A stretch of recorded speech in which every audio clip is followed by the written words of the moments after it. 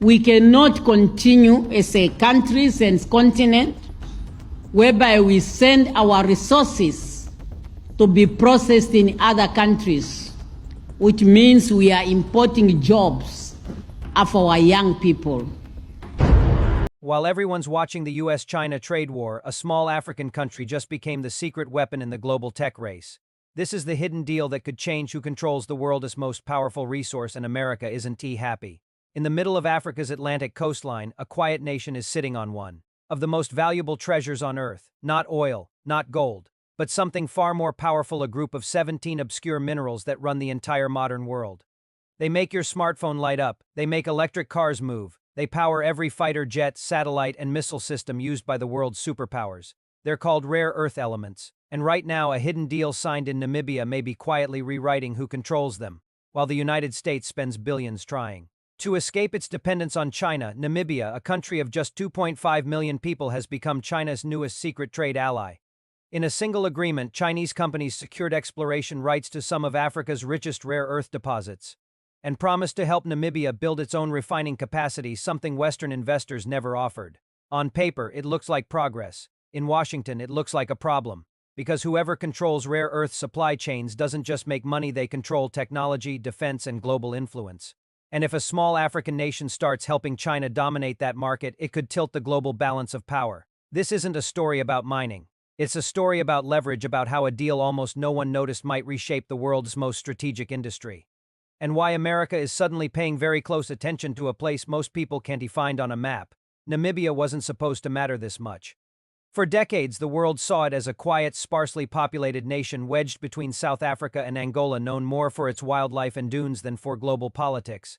But beneath that sand lies something the 21st century cannot live without. In 2023, geological surveys revealed that Namibia holds significant reserves of rare earth elements, particularly neodymium and dysprosium, essential for producing magnets used in electric vehicles, smartphones, and defense technology. That's when China moved in. Through a company called Xinfeng Investments, Chinese miners began operations near Uis, a small town north of the Namib Desert. The deal gave China not just access to Namibia's mineral wealth, but influence the kind that stretches far beyond mining.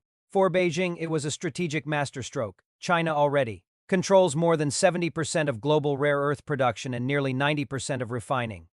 Now, by expanding into Namibia, it secured another source outside its own borders, but still within its orbit. In a world where technology equals power, this move tightened China's grip on the global tech supply chain.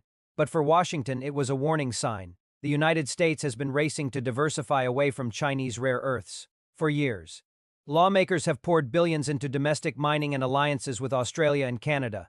Yet Africa, with its enormous untapped deposits, remains the next frontier, and China just got there first. The US understands what's at stake. Rare earth elements aren't rare because they hard to find, they rare because they difficult to process. The refining requires toxic, complex chemistry that most countries have avoided.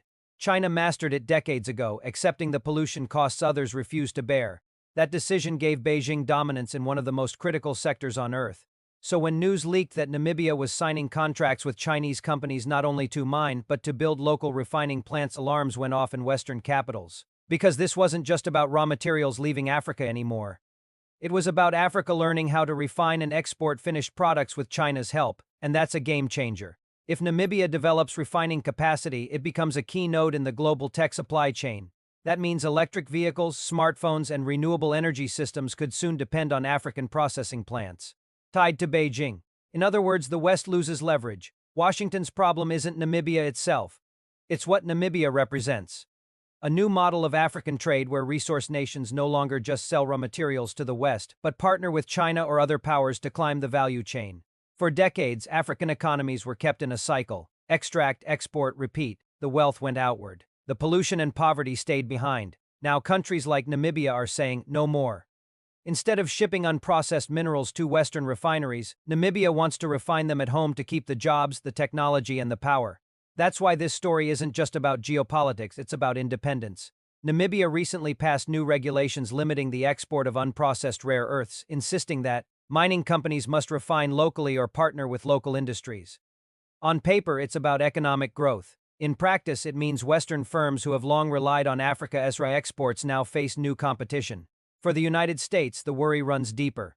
Namibia has also signed cooperation agreements with China General Nuclear, a state-owned enterprise with deep links to Beijing's defense and energy sectors. That means some of Namibia's output could eventually feed China's nuclear and missile industries or its growing electric vehicle market. And if that happens, America's own tech sector from Tesla to Apple becomes even more dependent on supply chains that run through China. But here's the irony. For Namibia, this isn't about choosing sides, it's about survival and sovereignty. Namibia needs investment, technology, and jobs. China offers all three without the political conditions Western aid often demands. Two local leaders, that's not manipulation. It's opportunity. And while Washington debates strategic threats, Namibians are watching roads being built, refineries being planned, and their resource potential finally being recognized. The West calls it influence. Namibia calls it progress. The question is, who's really playing the smarter game? Because behind every headline about rare earths lies a much bigger story, one about who will define the next era of technology. As clean energy transitions accelerate, demand for rare earths is expected to triple by 2030. Every nation wants a share. But if China, with help from African partners, locks up supply and processing, the rest of the world could find itself paying whatever price Beijing decides. A decade ago, few could imagine that a nation like Namibia could become a player in this global chess game. Today, it stands at the center of a silent revolution, one that could determine who leads the next industrial age. The West might not admit it publicly, but it's watching nervously, because power doesn't always change hands with armies or elections. Sometimes it changes with a shipment of minerals from a desert port in southern Africa. And as those cargo ships head east, carrying metals that fuel the world's most advanced technologies, one truth becomes impossible to ignore. The future isn't just being built in Silicon Valley or Shanghai. It's also being built quietly, strategically in the sands of Namibia. Namibia's desert has always been seen as empty, a stretch of endless sand where almost nothing grows. But in this new era of clean energy, that same desert has become a goldmine. Because where others see barren land, energy strategists see something else. Unlimited sunlight, powerful winds, and wide-open space. In 2022, Namibia announced a bold plan to build one of the world's largest green hydrogen projects, valued at over $10 billion. It would transform sunlight and seawater into hydrogen, the clean fuel that could replace oil and gas in the global economy. A country once dismissed as too dry, too remote, too small, was suddenly being called the Saudi Arabia of green hydrogen. To Namibia's leaders, this was not just an energy project. It was a national rebirth, a chance to build industries, power cities, and lift thousands out of poverty. For once, Africa would not just export raw materials, it would export clean energy, the currency of the future.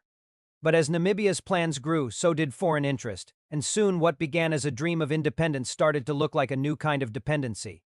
Within months of the announcement, European investors, especially from Germany and the Netherlands, began arriving with ambitious offers. Europe, desperate for alternatives after the Russia-Ukraine energy crisis, needed new partners fast. Namibia, with its sun, stability, and Atlantic coastline, was the perfect match. Billions were promised, partnerships were signed. And for a moment it looked like everyone would win. But behind the optimism, a question started to grow: who would truly benefit from Namibia's hydrogen boom? Because Europe's interest in green hydrogen isn't just about the environment, it's about control. The European Union's Green Deal calls for massive imports of hydrogen by 2032, power factories, vehicles, and grids across the continent. But producing hydrogen within Europe is expensive, land is limited, the climate less ideal, and costs are high. So a quiet strategy emerged: outsource production to Africa, buy it back cheap, and label it Green Partnership. In reality, it's an energy trade system that mirrors the old colonial economy. Africa produces, Europe profits. Namibia may host the solar farms and wind turbines, but the technology, ownership, and export routes remain firmly in Western hands, and in some cases, nearly all the hydrogen produced is reserved for export, leaving almost none for Namibia's own industries or energy grid. Too many critics: this isn't green development, it's green extraction, the same pattern, painted with a new color. Germany sits at the heart of this story. After cutting its dependence on Russian gas, Berlin faced an energy crisis that forced it to look south. Through its State Development Bank, CUF, Germany pledged millions to Namibia's hydrogen projects, led by companies like Enertrag and Hyphen Hydrogen Energy. Officials called it a mutually beneficial partnership, but history lingers. A century ago, Namibia was once a German colony, stripped of resources for foreign gain. Now some Namibians can't help but see a familiar pattern returning, not with soldiers this time, but with investors and contracts written in fine print. The truth is, these deals are not charity, they are strategy. Namibia's hydrogen is cheap, plentiful, and geopolitically safe. It offers Europe an energy lifeline independent of both Russia and the Middle East. In a world reshaped by energy politics, that makes Namibia a very valuable partner and a very vulnerable one. The real question is, who will own Namibia's future infrastructure? Who will control the hydrogen refineries, the ports, the pipelines, the export terminals? Because once those are built, ownership defines power. If foreign companies hold the keys, Namibia's energy independence could vanish before it even begins. Inside Namibia, the debate is fierce. Supporters say this is progress, a chance to transform the economy, create thousands of jobs, and position the country as a leader in the African green transition. They argue that foreign capital is necessary, that Namibia can't afford to do this alone.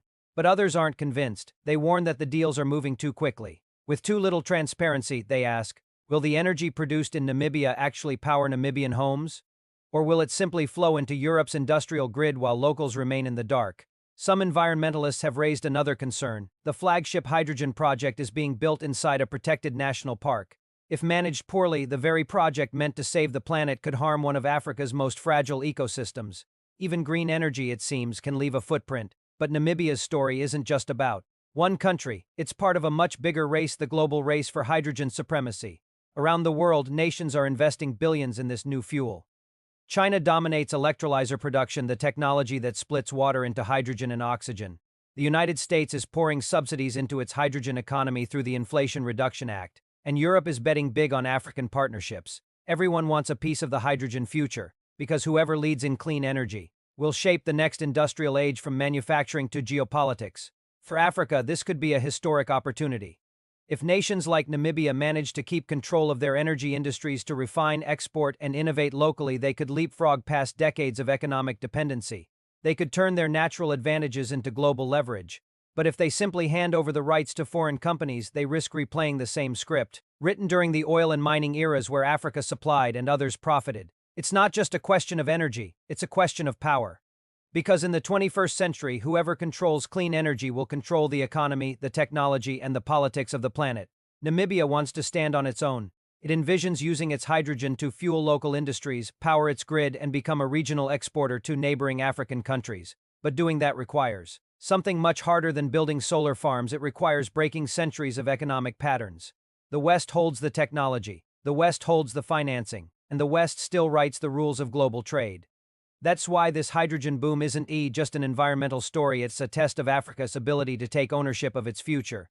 Namibia's leaders say this time will be different. They insist that the new deals will prioritize local benefit, that foreign partners must reinvest profits into Namibia's economy, and that citizens will see real progress, not just promises. But history has taught Africans to be cautious. From oil in Nigeria to copper in Zambia to gold in Ghana, every resource boom began with the same hope and ended with the same disappointment. Namibia doesn't want to become another chapter in that book. Still, there's reason for optimism. Namibia's government is pushing for local content laws, demanding that foreign companies hire and train Namibians and reinvest in local development. It's also exploring partnerships beyond Europe with investors from Asia and the Middle East to diversify its alliances. Because Namibia understands something crucial. Energy isn't just about generation, it's about negotiation. Whoever sets the terms today will own the narrative tomorrow. The world is watching this small desert nation. What happens here could set the precedent for how Africa engages in the green economy. Will it be another cycle of resource extraction under a different color? Or the beginning of real independence powered not by oil but by sunlight, wind, and strategy? The battle for control of Namibia's green hydrogen future has already begun. And while the world celebrates the clean energy revolution, few realize what's at stake beneath the surface. Because this isn't just a race for renewable energy. It's a race for sovereignty, and Namibia, against all odds, might be the first African nation to fight for it in the age of climate power. For years, the West has looked at Africa as a supplier, a place to extract, invest, and export from. But lately, a new player has been rewriting that playbook, one that doesn't lecture, doesn't interfere, and doesn't wait. China. While Western governments debate regulations and sustainability reports, China simply acts, and nowhere is that more evident than in Namibia's booming green energy sector. As European companies negotiate billion-dollar hydrogen deals, Chinese firms have been quietly moving in from a different angle: infrastructure, logistics, and technology. Instead of just buying Namibia's hydrogen, China is helping build the ecosystem that produces it. From ports to power grids, from transport corridors to refining plants, Beijing is positioning itself not as a customer, but as a partner in production. To Western analysts, that's a strategic nightmare, because whoever builds the foundation of Africa's clean energy industry doesn't just make money, they shape the future balance of global power. Namibia is already familiar ground for China. Over the past 2 decades, Chinese companies have financed roads, railways, and mining projects across the country. From the Husab uranium mine, one of the world's largest two digital infrastructure projects, Chinese investments have become deeply woven into Namibia's economy. So when the hydrogen boom began, Beijing didn't need an invitation. Its state-owned enterprises, construction giants, and green technology firms were already waiting ready to supply the solar panels, electrolyzers, and heavy equipment needed to turn Namibia's desert into a green energy hub.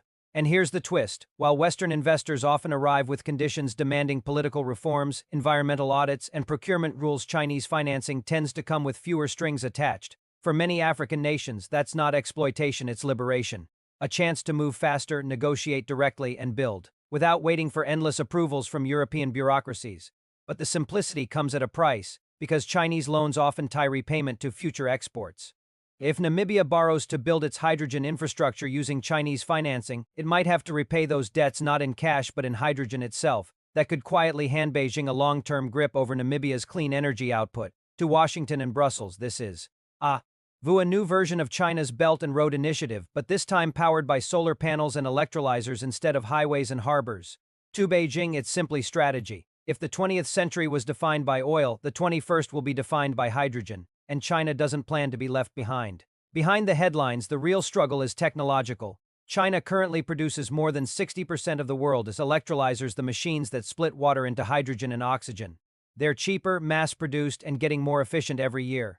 Western companies can't compete on cost, and Africa knows it. So when Namibia looked for partners to supply the core technology for its hydrogen revolution, China's offerings looked hard to ignore. Not only are they affordable, they come with bundled packages, financing, engineering, construction, and training all in one deal. For Namibia, this approach is practical. For the West, it's a warning sign. Because if Africa starts relying on Chinese green technology the same way it relied on Western oil companies in the past, global energy dominance could shift eastward permanently. Already, think tanks in Europe are sounding the alarm. Policy papers from Brussels warn of a hydrogen dependency trap, a future where Europe's clean energy imports depend not just on African nations but on Chinese-built infrastructure inside those nations. In other words, Europe might think it's securing its energy future in Africa, but it could actually be securing China's. Namibia stands at the center of this storm. Its leaders insist they want to remain neutral, open to all partners, East and West alike. President Hage Geingob, before his passing in 2024, emphasized that Namibia's green energy would be for the world, not for one side.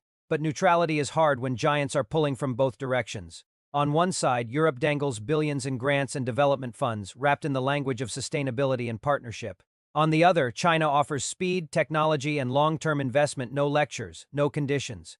Both promise prosperity, neither promise independence. As global demand for hydrogen rises, pressure on Namibia is growing.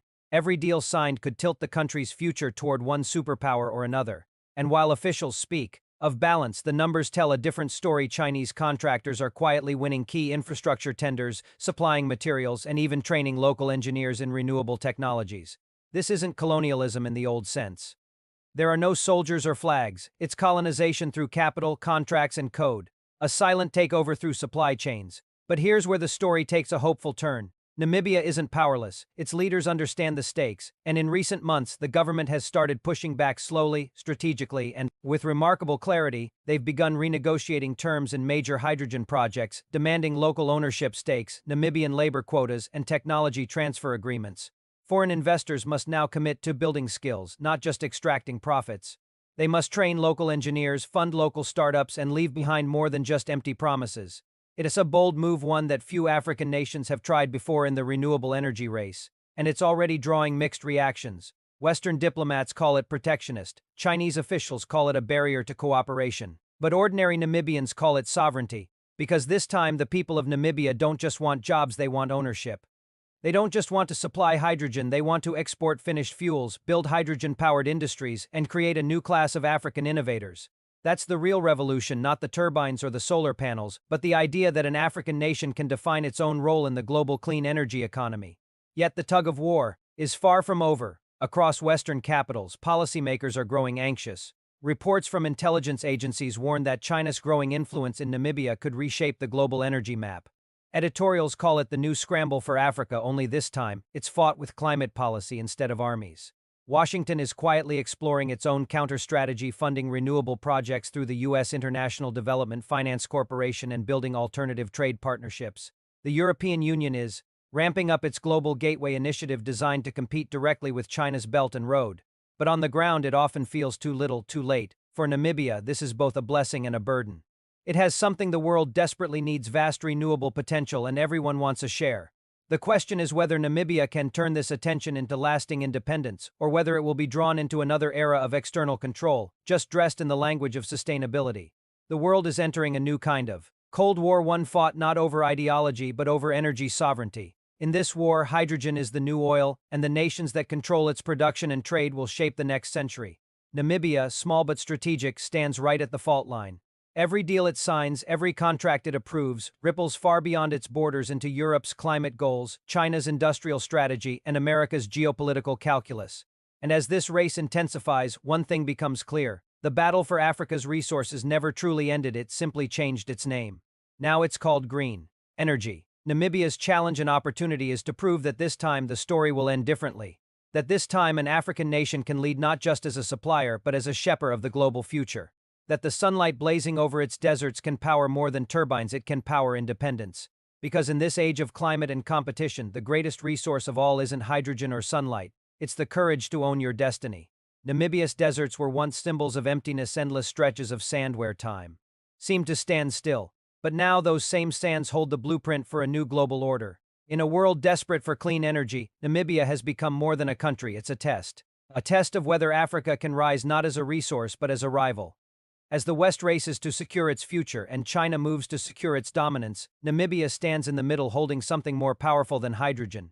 Choice, the choice to define its own destiny. The choice to break old patterns of dependency.